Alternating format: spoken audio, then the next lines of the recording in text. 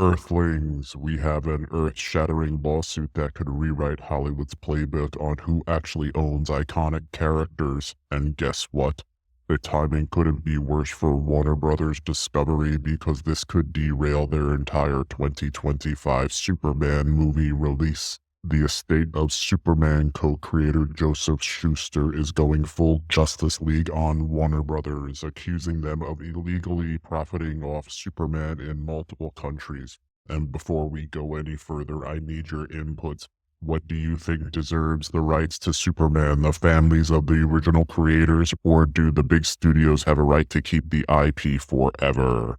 Drop a comment, smash that like button, and subscribe because this battle is bigger than just Superman. Alright, let's go way back before James Gunn tried rebooting Superman with a fresh coat of indie film paint. Joseph Shuster, along with Jerry Siegel, created Superman in 1938. That's 86 years ago. Think about it, Superman has been flying around for nearly a century. But here's the thing, Shuster passed away in 1992, and under British copyright law, an artist's rights revert back to their estate 25 years after their death, which means that technically Superman became the legal property of Shuster's heirs in 2017, at least in some parts of the world.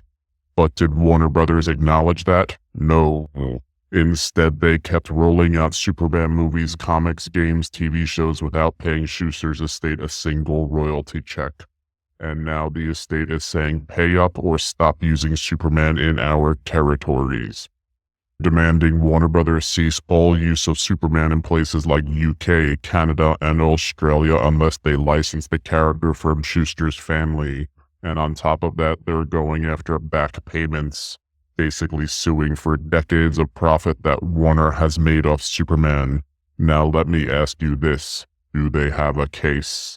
Because on one hand, these creators were paid peanuts when they first sold Superman to DC Comics. We're talking one-time payment in the hundreds of dollars back in the day. Meanwhile, Warner Brothers has made billions off the Man of Steel. But on the other hand, doesn't Warner Brothers technically own the brand? I mean, it's not like the Shuster estate has been here making Superman content. Let me hear your thoughts. Comment below. Should Warner Brothers share the wealth, or should the family's creators just accept that corporate ownership is the way of the world? Of course, Warner Brothers isn't about to roll over and let this happen. Their argument? They already settled this with the Shuster estate years ago under US law. They claim that any attempt to reclaim Superman is just an opportunistic cash grab. And here's where things get really spicy. If Warner loses this case, it sets a major precedent, not just for Superman, but for every single character from the early 20th century. Mickey Mouse, Spider-Man, Batman. If the courts rule that the Shuster estate should get Superman back, we could see a tsunami of lawsuits from the families of legendary creators trying to reclaim their work. And that, my dear Earthlings, could change everything in the entertainment industry. Now let's put it into perspective.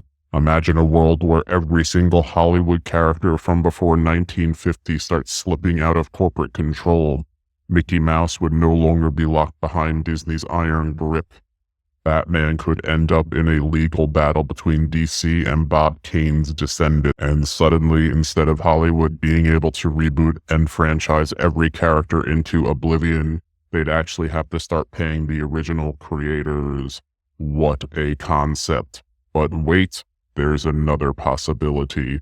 What if, instead of leading to fairness for creators, it just makes corporate control even worse? What if major studios double down on making sure they never lose another character? What if this means even stricter contracts for modern-day artists? Because let's face it, today's creators are already getting screwed. Studios gobble up IPs, toss creators aside, and then milk the franchise for every last dollar. So whether the lawsuit wins or loses, we could be looking at major shifts in entertainment. What do you think? Should characters ever be locked up by corporations forever? Or should their rights eventually go back to the families who created them? Drop your thoughts in the comments.